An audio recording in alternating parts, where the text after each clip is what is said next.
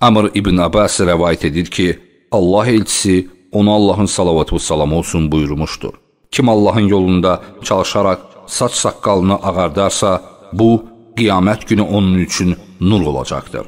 Ət-Tirmizi 1635-ci hədis. Abu Hureyra rəvayət edir ki, Peyğəmbər ona Allahın salavatı və salamı olsun demişdir. Ağ saçları qoparmayın, çünki o, qiyamət günü nur olacaq.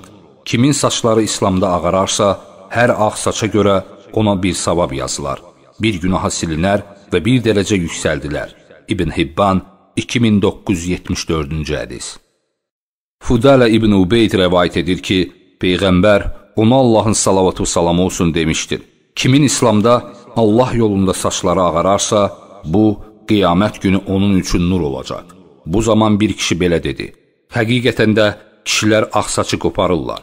Peyğəmbər ona Allahın salavatı və salamı olsun buyurdu. Kim istəyirsə, öz nurunu qoparsın. Əhməd 23998-ci hədis.